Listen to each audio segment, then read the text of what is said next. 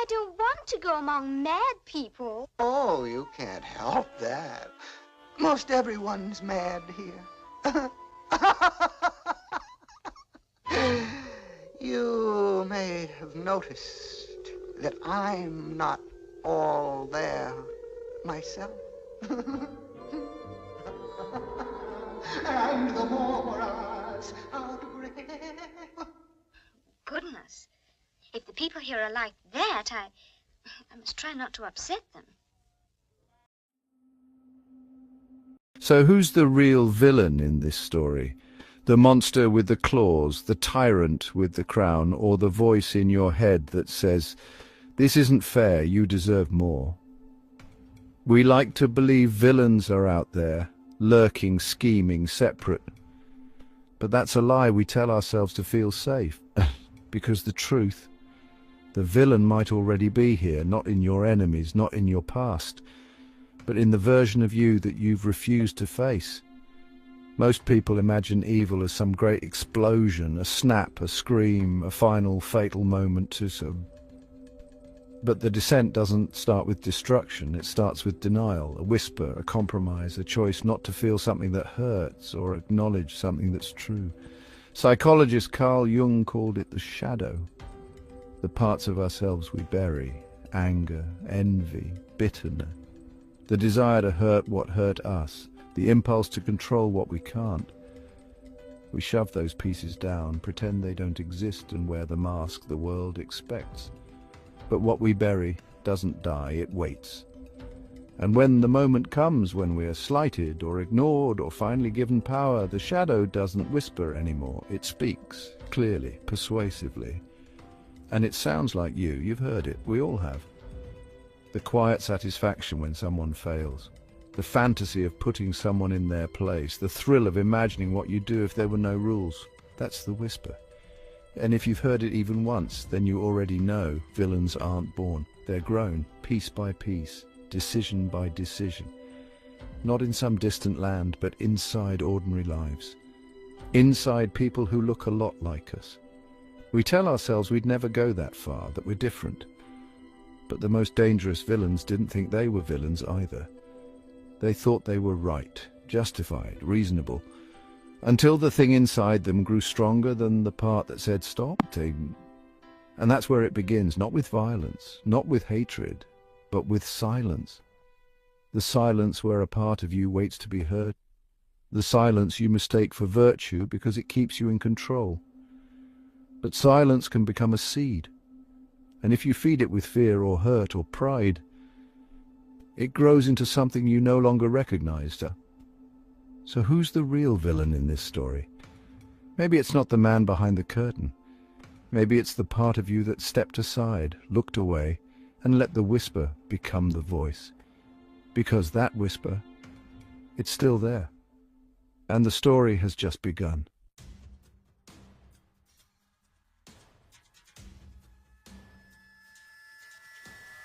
It never starts with a scream. It starts with a reason. Something that feels just enough like truth to ignore the weight of what comes next. An excuse dressed up as justice. A wound mistaken for clarity. A voice that says you're not the bad guy. You're the one who finally got tired of losing it. And then the first step, not a leap, just a shift. A decision that feels small, harmless, necessary. He told himself it was about protection, about fairness, about claiming what was his. But deep down, something else had moved. He liked how it felt to stop apologizing. He didn't have a name anyone remembered. He worked a job no one noticed. Showed up, stayed quiet, swallowed his pride until it began to burn. And one day he stopped swallowing. His name was Daniel. And if you knew him then, you would have called him decent, tired maybe, frustrated. But decent. That's what makes it dangerous, because Daniel didn't break. He shifted slowly, quietly. At first it was just withholding credit from someone who didn't deserve it. Then it was setting a trap for someone he knew would fall into it. And when they did, he didn't flinch. He felt something he hadn't felt in years, control. And once you taste control, it's hard to go back to swallowing. In 1971, a psychologist ran an experiment. Stanford, a mock prison. College students randomly assigned as guards or prisoners. Within days, the guards became cruel. They locked their classmates in closets, humiliated them, stripped them of names, turned them into numbers. The experiment had to be shut down in 6 days. 6 days not because they were evil, but because they were told, this is who you are now, and they believed it. Psychologist Philip Zimbardo called it the Lucifer effect, the transformation of good people under the pressure of power, role, and permission. It doesn't require a villain's heart, just a system that looks the other way, and a person who stops asking questions with it. But that's not where it ends, because the mind won't let you see yourself as cruel. So it builds a story, a myth, a narrative that paints every action as necessary, strategic, even noble. Psychologist Albert Bandura called it moral disengagement, the way we rewrite our actions to stay the hero of our own story. It's not vengeance, it's discipline, it's not manipulation, it's leadership, it's not personal, it's just business. And Daniel, he kept going, he got better at it, sharper, more composed. He became the one people feared, then followed, not because he was loud, but because he never flinched. If you'd asked him, he wouldn't have called himself a villain. He would have said he was realistic, focused, efficient. But the truth, he had forgotten who he was. And when you forget who you were, you stop noticing what you've become. So who's the real villain in this story? Maybe it's not the one who snapped.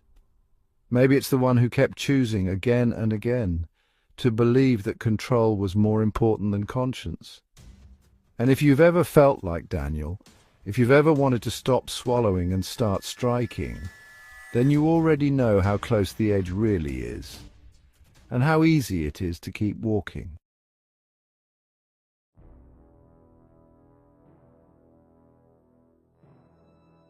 So who's the real villain in this story? The devil in the scripture, the fallen king in legend, or the part of you that still believes you're the exception? Long before we had diagnoses, we had myths. Before psychology spoke of shadows and disassociation, stories whispered warnings in the dark, and in every story the villain was never just an enemy. He was a lesson, a reflection, a question you weren't ready to answer. Lucifer wasn't cast down because he was weak. He was cast down because he refused to bow. Better to reign in hell than serve in heaven. That line isn't terrifying because it's evil. It's terrifying because it's familiar. Because who among us in a quiet moment hasn't wanted to stop being overlooked and start being obeyed? In Sumerian myth, the goddess Inanna descends into the underworld. There she meets Ereshkigal, her sister, her opposite, her shadow. It's not a battle, it's a confrontation. Light meeting dark, the divine meeting the forgotten. She isn't destroyed, she's remade. Stripped of her titles, her pride, her masks, until nothing is left but the truth of who she is. That's what myths are for. Not entertainment, initiation. They teach you how to survive the storm inside. And the villain, he isn't a mistake in the story. He's the price of ignoring it. Carl Jung called these figures archetypes, deep psychological truths wrapped in narrative. The villain isn't some outside force. He's the manifestation of what happens when you abandon integration, when you split light from shadow and pretend only one matters, and when you deny your shadow, it doesn't vanish. It festers. You see it in others. You project it onto enemies. You wage wars not against injustice, but against what you fear in yourself. You start calling others monsters because it's easier than asking what you're capable of becoming. Even the Bible doesn't start with peace. It starts with murder. Cain and Abel, two brothers, one accepted, one rejected. And in that rejection, something ancient wakes up. God doesn't condemn Cain. He warns him. Sin is crouching at your door. It desires to have you, but you must rule over it. But Cain doesn't, and how many of us have? Because villainy isn't about being consumed by darkness, it's about giving it the keys. It's what happens when we mistake pain for purpose, when we decide the wound we carry is more valuable than the healing we fear. In the myth of Prometheus, fire is stolen from the gods, a defiant act, a gift to humanity. But beneath the heroism is another truth, the desire to challenge power, to be the one who decides who deserves the flame. That's the seed, not the theft, but the pride in deciding what should burn. Villains don't see themselves as villains. They see themselves as liberators, as saviors, as gods, and maybe that's what makes them so dangerous. Because you don't fear a man who knows he's wrong. You fear the one who thinks he's right. So who's the real villain in this story? Maybe it's not the god who fell. Maybe it's the voice inside you that still whispers, if I had the power, I'd do it differently, and maybe that's exactly what the last villain said too.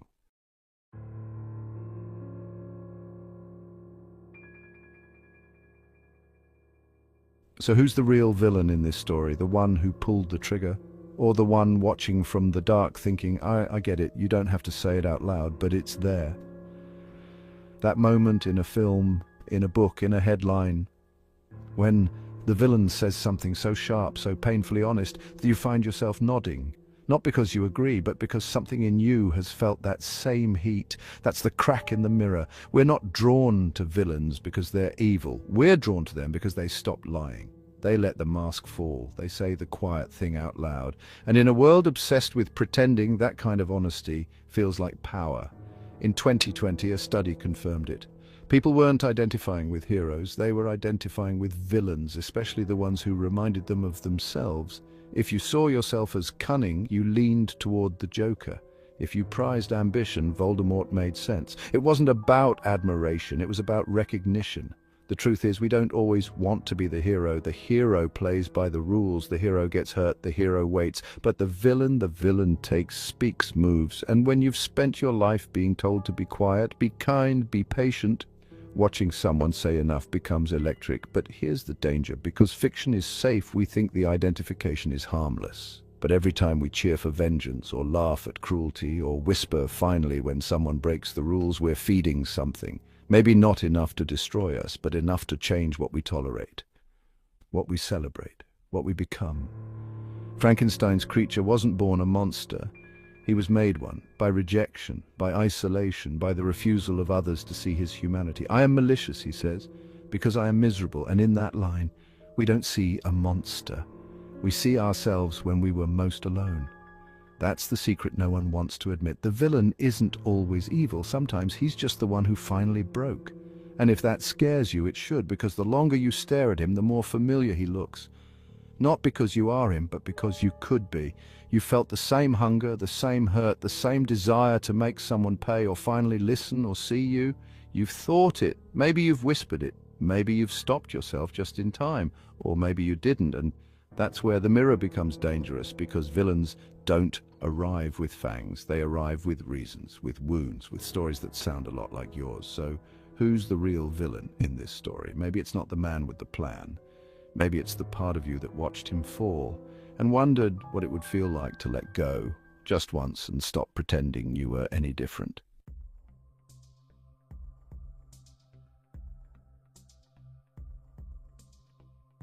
So who's the real villain in this story? The one who lost control?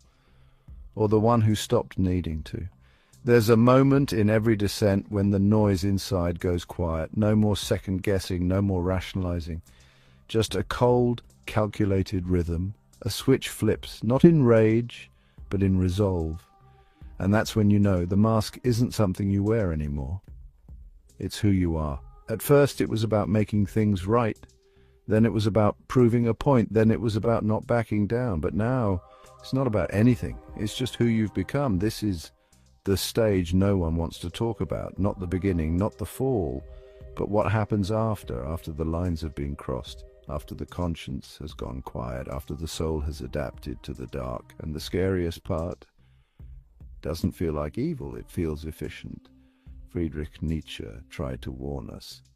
He who fights with monsters should look to it that he himself does not become a monster. But he wasn't just talking about violence.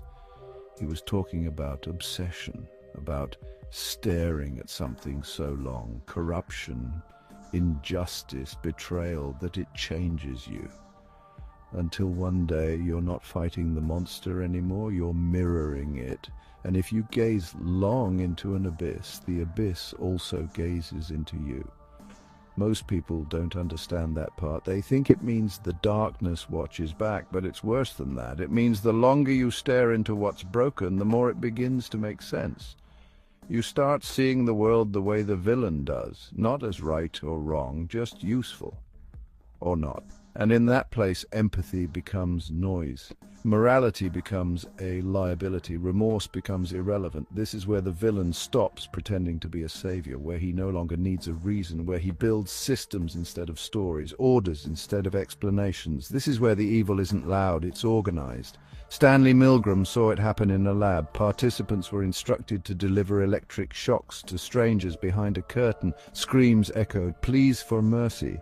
But a man in a lab coat told them to continue, so they did, most of them, increasing the voltage, following instructions, just doing their job. No anger, no malice, just obedience. Hannah Arendt saw it on a global scale. She watched Adolf Eichmann, a man who orchestrated logistics for genocide, explain himself not with rage, but with paperwork, with protocols, with polite indifference. She didn't see a demon in chains. She saw a man in a suit. Neat, controlled, unthinking. She called it the banality of evil, not because evil is boring, but because it's efficient, predictable, systemic. A man files a form, a button gets pressed, a life disappears, and no one cries, because no one feels. That's the final transformation. Not madness, not fury, just indifference. You don't become the villain by hating, you become the villain by stopping the questions, stopping the doubt, stopping the part of you that used to care. And when someone finally asks how it got this far, the answer won't be dramatic. It'll be something like, I had a job to do. That's when you know you're no longer walking toward the abyss. You are it. So who's the real villain in this story? Maybe it's not the one who burned with fury. Maybe it's the one who forgot what fire even felt like.